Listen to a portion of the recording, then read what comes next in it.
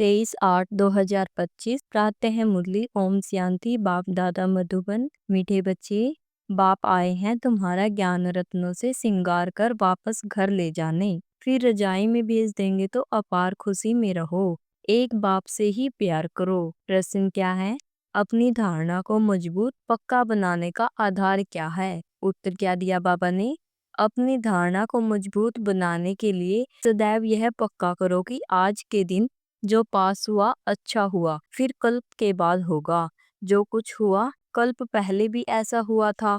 Nothing new. यह लड़ाई भी 5000 वर्ष पहले लगी थी, फिर लगेगी जरूर। इस भंभोर का विनाश होना ही है। ऐसे हर पल ड्रामा की स्मृति में रहो तो धारणा मजबूत होती जाए। गीत क्या है? दूर देश का रहने वाला। ओम शांति। बच्चे पहले भी दूर देश से पराये देश में आए हैं, अब इस पराये देश में दुखी हैं, इसलिए पुकारते हैं अपने देश घर ले चलो। तुम्हारी पुकार है ना, बहुत समय से याद करते आए हो तो बाप भी खुशी से आता है। जानते हैं मैं जाता हूँ बच्चों के पास, जो बच्चे कामचिता पर बैठ जल गए हैं उन्हों को अपने घर भी ले आऊं और फिर रजाई में भेज दूं। उसके लिए ज्ञान से सिंगार भी करूं। बच्चे भी बाप से जास्ती खुश होने चाहिए। बाप जबकि आए हैं तो उनका बन जाना चाहिए, उनको बहुत लव करना चाहिए। बाबा रोज समझाते हैं, आत्मा बात करती है ना। बाबा 5000 वर्ष बाद ड्रामा अनुसार आप आए हैं, हमको बहुत खुशी का खजाना मिल रहा है। बाबा अपनी हमारी झोली भर रहे हैं, हमको अपने घर शांति धाम में ले चलते हैं, फिर राजधानी में भेज देंगे। कितनी अपार खुशी होनी चाहिए। बाप कहते हैं हमको इस पराई राजधानी में ही आना है। बाप का बड़ा मीठा और वंडरफुल पार्ट है, खास जबकि इस पराये देश में आए हैं। यह बातें तुम अभी भी समझते हो, फिर यह ज्ञान प्राय लोप हो जाता है, वहाँ दरकार ही नहीं रहती। बाबा कहते हैं तुम कितने बेसमझ बन गए हो। ड्रामा का एक्टर होते हुए भी बाप को नहीं जानते। जो बाप ही करण करावन हार है, क्या करते क्या कराते यह भूल गए हो। सारी पुरानी दुनिया को हेविन बनाने आते हैं और ज्ञान देते हैं। वह ज्ञान का सागर है तो जरूर ज्ञान देने का कर्तव्य करेंगे ना। फिर तुमसे कराते भी हैं कि औरों को भी मैसेज दो कि बाप सबके लिए कहते हैं कि अब देह का वाहन छोड़ मुझे याद करो तो विक्रम विनाश होंगे। मैं श्रीमत देता हूँ, पाप आत्माएं तो सब हैं। इस समय सारा झाड़ तमो प्रधान जड़ जड़ीभूत अवस्था को पाया हुआ है। जैसे बांस के जंगल को आग लग जाती है तो एकदम सारा ही जलकर खत्म हो जाता है। जंगल में पानी कहाँ से आएगा जो आग को बुझावे। यह जो भी पुरानी दुनिया है उनको आग लग जाएगी। बाप कहते हैं नथिंग न्यू। बाप अच्छी अच्छी पॉइंट्स देते रहते हैं जो नोट करनी चाहिए। बाप ने समझाया है और धर्म स्थापक सिर्फ अपना धर्म स्थापन करने आते हैं, उनको पैगंबर व मैसेज आदि कुछ भी नहीं कह सकते। यह भी बड़ा युक्ति से लिखना है। शिव बाबा बच्चों को समझा रहे हैं, बच्चे तो सब हैं ऑल ब्रदर्स, तो हर एक चित्र में हर एक लिखित में यह जरूर लिखना है।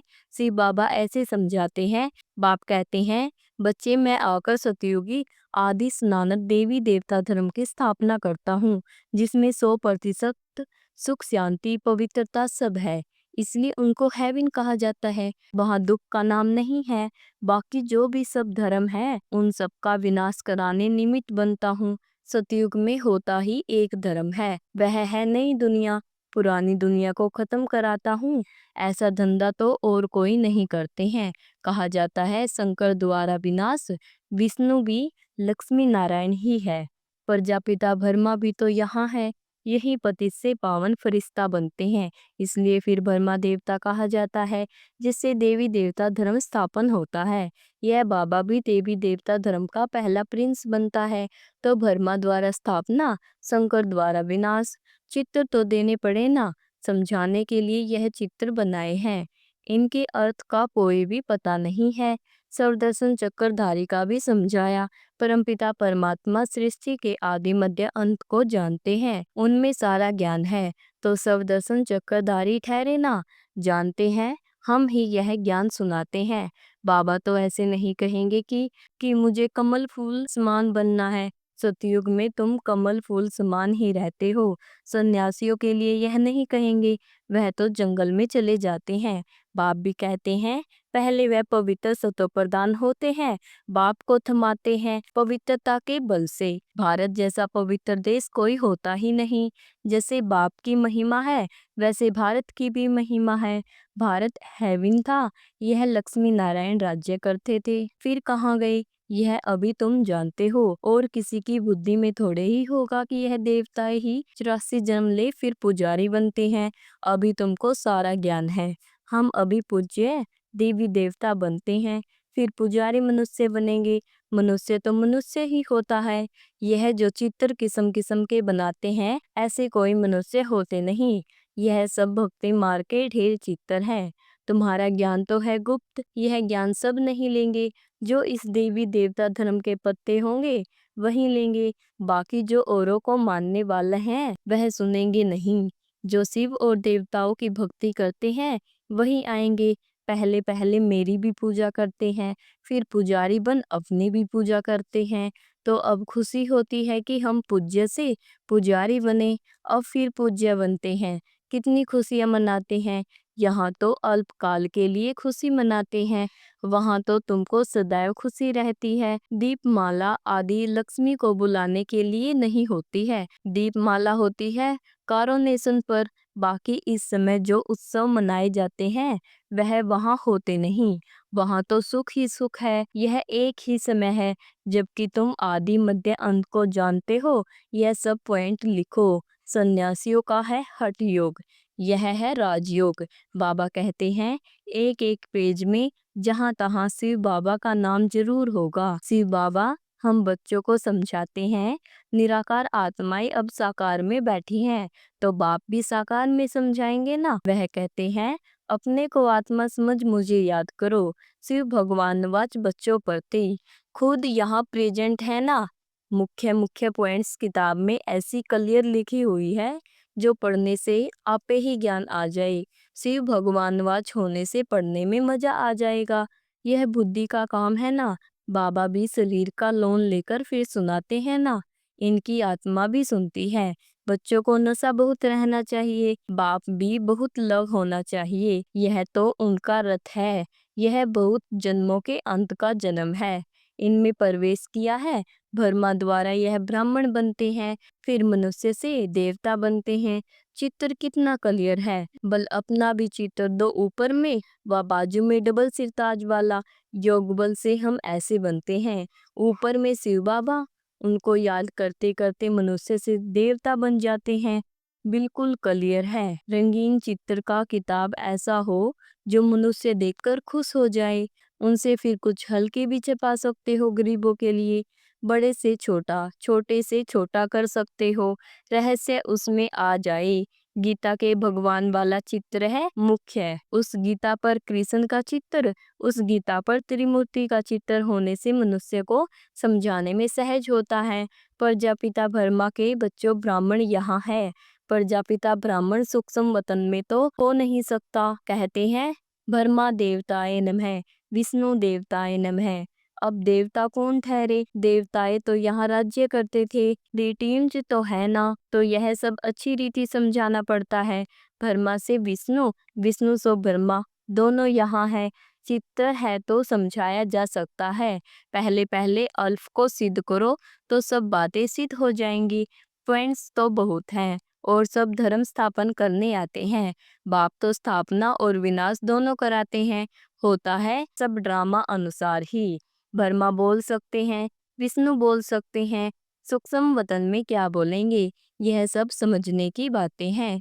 यहाँ तुम समझकर फिर ट्रांसफर होते हो ऊपर क्लास में। कमरा ही दूसरा मिलता है। मूल वतन में कोई बैठ तो नहीं जाना है, फिर वहां से नंबरवार आना होता है। पहले पहले मूल बात एक ही है, उस पर जोर देना चाहिए। क्लब पहले भी ऐसे हुआ था। यह सेमिनार आदि भी ऐसे ही क्लब पहले हुए थे। ऐसी पॉइंट्स निकली थी। आज का दिन जो पास हुआ अच्छा हुआ, फिर क्लब बाद ऐसे ही होगा। ऐसे ऐसे अपनी धारणा करते पक्के होते जाओ। बाबा ने कहा था, मैग्नीज में भी डालो। यह लड़ाई लगी, नथिंग न्यू। 5000 वर्ष पहले भी ऐसा हुआ था। यह बातें तुम ही समझते हो, बाहर वाले समझ न सके, सिर्फ कहेंगे बातें तो वंडरफुल है। अच्छा, कभी जाकर समझ लेंगे। शिव भगवान वाच बच्चों प्रति, ऐसे ऐसे अक्षर होंगे तो आकर समझेंगे भी। नाम लिखा हुआ है प्रजापिता ब्रह्मा कुमार कुमारिया। प्रजापिता ब्रह्मा से ही ब्राह्मण रचते हैं। ब्राह्मण देवी देवताएं नमः कहते हैं ना। कौन से ब्राह्मण? तुम ब्राह्मणों को भी समझ सकते हो। ब्रह्मा की औलाद कौन है? प्रजापिता ब्रह्मा के इतने बच्चे हैं तो जरूर यहाँ एडेप्ट होते होंगे। जो अपने कुल के होंगे वह अच्छी रीति समझेंगे। तुम तो बाप के बच्चे हो गए। बाप ब्रह्मा को भी एडेप्ट करते हैं, नहीं तो शरीर वाली चीज आई कहाँ से? ब्राह्मण इन बातों को समझेंगे, सन्यासी नहीं समझेंगे। अजमेर में ब्राह्मण होते हैं और हरिद्वार में सन्यासी ही सन्यासी हैं। पंडे ब्राह्मण होते हैं परंतु वह तो भूखे होते हैं।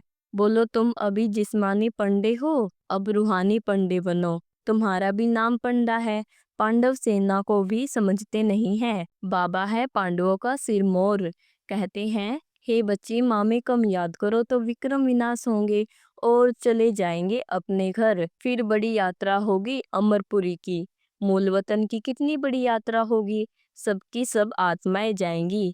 जैसे मकड़ों का झुंड जाता है ना, मक्खियों की भी रानी भागती है तो उनके पिछाड़ी सब भागते हैं। वंडर है ना, सब आत्माएं भी मच्छरों मिसल जाएंगी। शिव की बारात है ना, तुम सब हो ब्राइड्स। मैं ब्राइड्स ग्रूम आया हूँ सबको ले जाने। तुम छीछी हो गए हो, इसलिए सिंगार कर साथ ले जाऊंगा। जो सिंगार नहीं करेंगे तो सजा खाएंगे। जाना तो है ही, काशी कलवट में भी मनुष्य मरते हैं तो सेकंड में कितनी सजाएं भोग लेते हैं। मनुष्य चिल्लाते रहते हैं, यह भी ऐसे है। समझते हैं हम जैसे कि जन्म जन्मांतर का दुख सजा भोग रहा हूँ। वह दुख की फीलिंग ऐसी होती है, जन्म जन्मांतर के पापों की सजा मिलती है। जितनी सजा खाएंगे उतना पद कम हो जाएगा।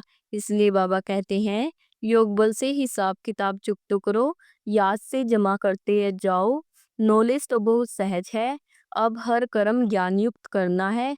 दान भी पात्र को देना है। पाप आत्माओं को ज्ञान से फिर देने वाले पर भी उसका असर पड़ जाता है, वह भी पाप आत्माएं बन जाते हैं। ऐसे को कभी नहीं देना चाहिए जो उस पैसे से जाकर फिर कोई पाप आदि करे। पाप आत्माओं को देने वाले तो दुनिया में बहुत बैठे हैं, अब तुमको तो ऐसा नहीं करना है। अच्छा, मीठे मीठे सिकलद्दो बच्चों, प्रीत माता पिता बाप दादा का याद प्यार और गुड मॉर्निंग। रूहानी बाप की रूहानी बच्चों को नमस्ते। धारणा के लिए मुख्य सार है, अभी हर कर्म ज्ञान युक्त करना है, पात्र को ही दान देना है। पाप आत्माओं से अब कोई पैसे आदि की लेन देन नहीं करनी है। योग बल से सब पुराने हिसाब किताब चुकतो करने हैं। नंबर 2 है, अपार खुशी में रहने के लिए अपने आप से बातें करनी है। बाबा, आप आए हैं हमें अपार खुशी का खजाना देने। आप हमारी झोली भर रहे हैं। आपके साथ पहले हम शांति धाम जाएंगे, फिर अपनी राजधानी में आएंगे। वरदान क्या दिया बाबा ने? समस्याओं को समाधान रूप में परिवर्तन करने वाले विश्व कल्याणी भव। समस्याओं को समाधान रूप में परिवर्तन करने वाले विश्व कल्याणी भव। मैं विश्व कल्याणी हूँ। अब इस श्रेष्ठ भावना, श्रेष्ठ कामना के संस्कार इमर्ज करो। इस श्रेष्ठ संस्कार के आगे हद के संस्कार स्वतः समाप्त हो जाएंगे। समस्याएं समाधान के रूप में परिवर्तन हो जाएंगी। अब युद्ध में समय नहीं गवाओ, लेकिन विजयीपन के संस्कार इमर्ज करो। अब सब कुछ सेवा में लगा दो तो मेहनत से छूट जाएंगे। समस्याओं में जाने के बजाय दान दो, और दान दो तो सबका ग्रहण स्वतः समाप्त हो जाएगा। स्लोगन क्या है? किसी की कमी कमजोरियों का वर्णन करने के बजाय गुण स्वरूप बनो, गुणों का ही वर्णन करो। ओम शांति।